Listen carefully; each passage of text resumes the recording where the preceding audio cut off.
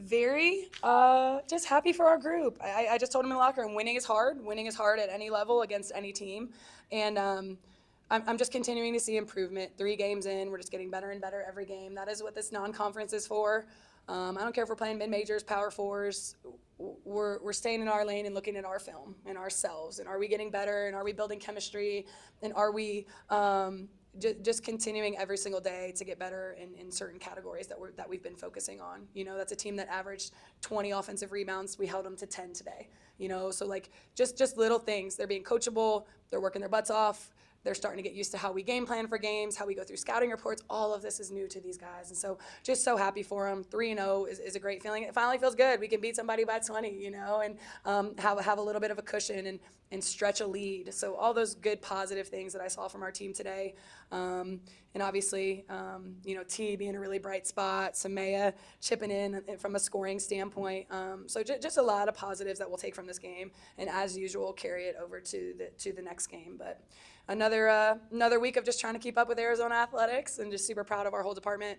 Men's basketball, obviously, huge win, and football, and shout out to the volleyball team. I ran into all of them in the hallway before the game. Their entire team was here, so it's just a great time to be a Wildcat. So super thankful and fortunate. Coach Burke talked about how she wanted you to be a scorer more, and this was your high as a Wildcat. So what went well for you, and then on the other side, the fouls, what do you need to do there? Yeah, I think I just came out with a scoring mindset today, just aggressive from the jump. But yeah, just first couple games trying to find my footing, like picking my spots. And then I think on the defensive end, if I'm not scoring, I just want to chip in wherever I can. So maybe a little bit too over aggressive these past couple games, but I think those charges that I get does a lot for the team. So I'm still gonna stick with that aggressive defense. Yeah. For Becky, we had talked about Tanyuel, how she could kind of have a more significant role in the rotation, and she obviously did that tonight. What did you see from her in practice over the course of the week, and then what did you see from her out on the court? T's another one, that I've been challenging in a lot of different ways, and really was excited to see how when she got an opportunity today, 'cause she was going to check in the basketball game. Was she ready? Was she poised? Was she able to contribute in the ways that we needed her? And I thought from the jump, she came in the game and she set the tone defensively. Lonnie didn't have her best night tonight defensively, offensively, anything like that. T is another athlete on the perimeter that we are going to rely on to guard the other team's best player. And for T, it's just like sometimes she just gets like overly aggressive and she just wants to go deny everything. She's just like more athletic than I'll be in 100 lifetimes. And so it's like when you are that way, we just need to stick to our defensive system. I mean, she sat down and you can't get by the kid, So to see her do it defensively first and settle in that way, and then see her shots falling and taking good ones and confident ones was really good. Everything in our program is earned. Like T just earned more opportunities from today. Everything you get is earned, and I'm a what have you done for me lately coach. How have you been practicing lately? How have you been playing lately? And what has your production been? So, she earned a tremendous amount of trust in me, confidence in me today, and ability to stick to a game plan and come in and do what's asked of her. Denial looks more and more comfortable every time she goes out there, led or tied the team with 15 points, or team high 15 points. Just what she adds to the program, what she gives you down low in the paint, those kind of things. D is something else. She's just a very, very just incredible person, and she's so fun to coach. Like D has no idea she's like good at basketball. Like she isn't even, you know what I mean? Like she's such a gifted athlete. She just has a physicality about her.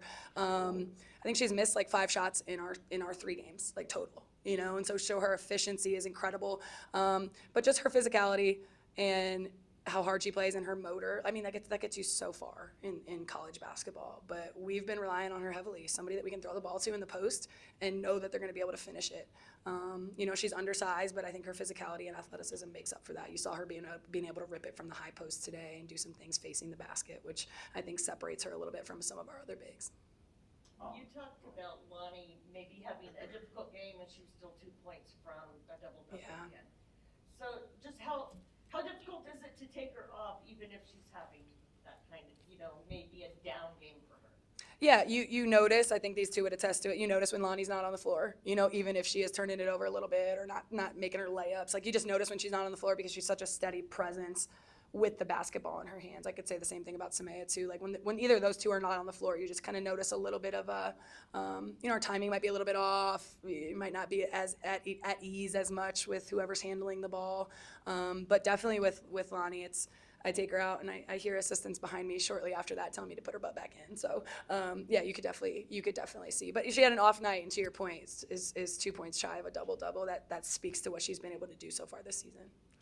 For T, what were the conversations like with Coach Burke and other members of the staff over the last couple of weeks? And how do you feel like you maybe translated some of that onto the court tonight? I mean, in all honesty, we did have a couple of tough conversations, but that's just her wanting the best for me. And I appreciate it. She's challenging me. She's making me better on and off the court. And like I said, I greatly appreciate that. So I just took everything with a grain of salt. Kept my head down, kept working.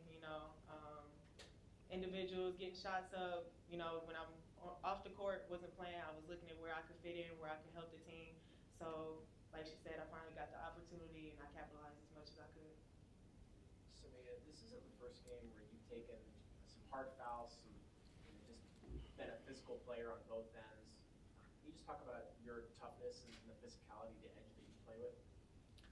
Yeah, I mean, I think you can tell, like, I'm not afraid to, like, get on the floor. I think, like, I'm, like, first to the floor, the loose ball. But I said it earlier, like, those charges, those offensive fouls that I draw, I think those are big, like, momentum boosts for our team. And, it translates to a run offensively that, I think it just definitely boosts our momentum. So, yeah. Your team showed some very strong free throw and defensive pressure throughout the second and third quarters. How important are those moments in shifting momentum back to Arizona? Yeah, we're a defensive team. And that's what we're going to hang our hat on. It's nice when we're able to score 80, but we know that's not going to be us every single night. We're probably a 60s, low 70s team, which means we got to hold the other team well under their average. So when we turn it up defensively, it's crazy how your offense then turns in, and they're starting to believe that, right? Okay, let's lock down on the defensive end of the floor because we want to go make our lives easier offensively. When we get live rebounds, and we can just go play with some pace, we're a much better looking team, which was why we were able to score 83 today, because I thought we were able to get out and play with more pace than in the last couple games. For Addie, she got more minutes tonight. What does she need to do to continue that? Just keep plugging. Just keep like she stays after practice every day and works out with Coach James. She's just tremendously naturally gifted. Now we're trying to catch the IQ up and trying to catch the speed of the college game over here. Just getting her to slow. I mean, she makes plays that not a lot of people on our team can make. I mean, she's 6'3", she's long, she looks like $1 million. Sometimes I think she purposely gets driven by so she can swat a shot from behind, those types of things. But she just needs the game to slow down for her. She needs more reps. She needs more time. Again, she did not get here in the summer. She's not had enough time with us yet. But I think 8 minutes is a great start for her. Maybe it potentially comes to 10, 12. We are going to need her for Big 12 play.